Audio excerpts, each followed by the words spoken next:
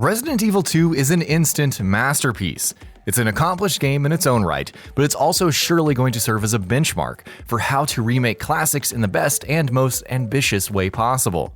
That's down to the fact that, in spite of retaining the core essence and feel of the 1998 original, it also brings it forward to the current generation and maybe even beyond, with not only stunning technical accomplishments, but also a keen eye for what stuff to add, what stuff to change, and what stuff to remove while still being true to the source material.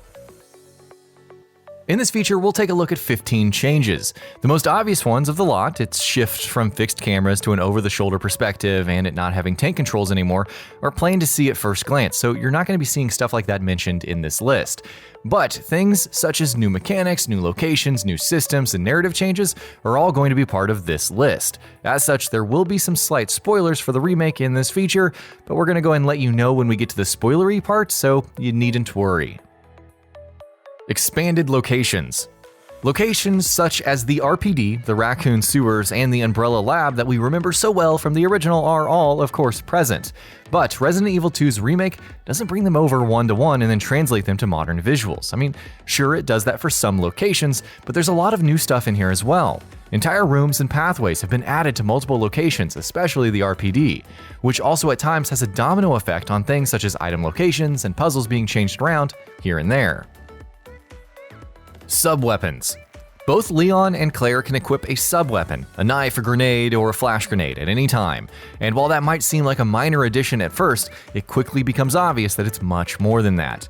Enemies, from regular zombies to lickers to MR.X, can often close in on you and grab you, especially if they come upon you in large numbers.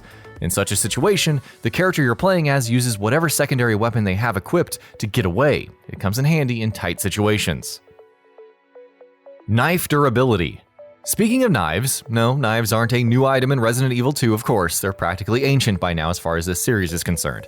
But Resident Evil 2 puts a new spin on them that the original did not have. Durability. Knives are now a limited resource and can break very quickly, which means you're now always on the lookout for more knives. Additionally, when you stab zombies, the knife also remains buried in their flesh, which means you have to kill them and then recover the knife from their corpse manually. Gunpowder mixing. It's not just the herbs that you'll be mixing together various kinds of gunpowder that you find as well, which is another mechanic that wasn't available in the original Resident Evil 2.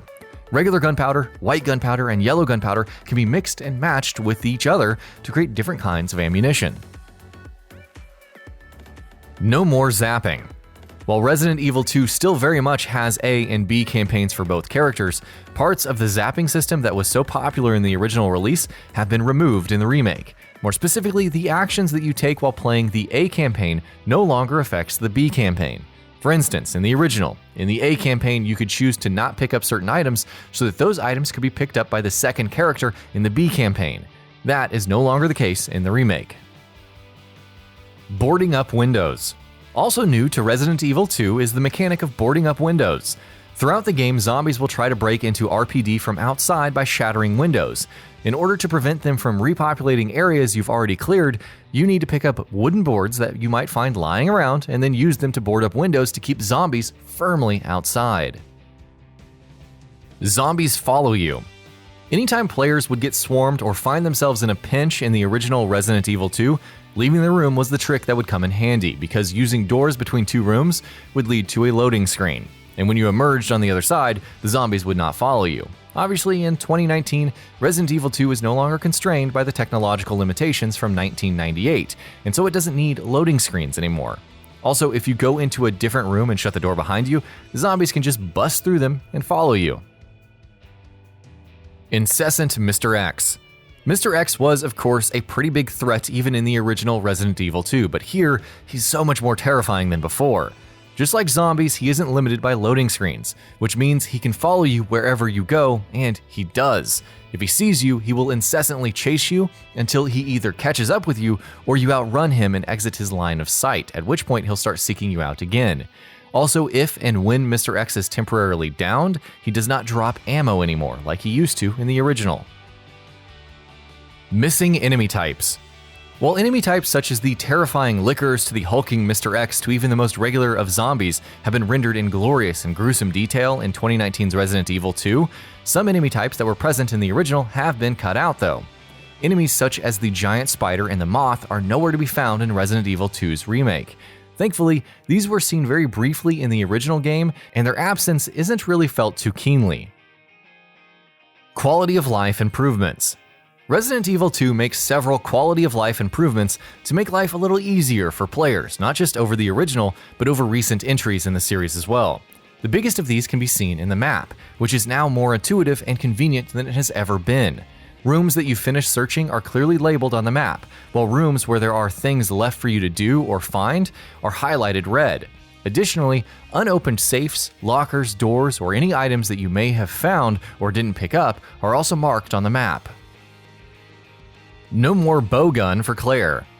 One of the weapons Claire had in her arsenal in the original Resident Evil 2 was her bowgun, but it did not make the cut in this remake. Her bowgun and her grenade rounds have been replaced by incendiary and acid rounds for her grenade launcher.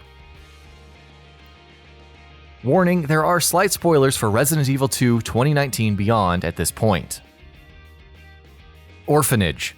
Resident Evil 2 doesn't just expand the locations that we visited in the 1998 original, it also adds an entirely new location of its own.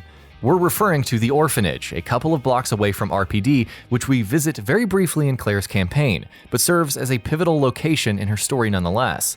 Additionally, in this section, players also get to take control of Sherry in an unconventional but extremely heart-pumping sequence. Ada Wong. The enigmatic Ada Wong is of course back in Resident Evil 2, and she's more enigmatic than ever. While her character remains largely the same, her backstory has been altered quite a bit. While in the original, Ada was posing as a civilian who had come to Raccoon City looking for her boyfriend, who she claimed was working for Umbrella. In the remake, she puts up a very different front. She tells Leon that she's working for the FBI and is here in Raccoon City to put a stop to whatever it was that caused this entire mess. Where her story goes from there is otherwise largely similar to the original Resident Evil 2. Marvin BRANAGH. Marvin BRANAGH is another character who's been given a facelift in the remake, perhaps more so than anyone else. In the original Resident Evil 2, Marvin was part of the story very briefly, handing Leon the blue keycard and then promptly dying. In the remake, he's a much more prominent fixture, proves far more helpful to Leon than he did in the original, and is given a lot more screen time. And that about does it for this video. If you enjoyed what you watched and want to see more from GamingBolt, you can always hit that subscribe button and turn on the bell icon next to it. That way you will never miss any of our videos.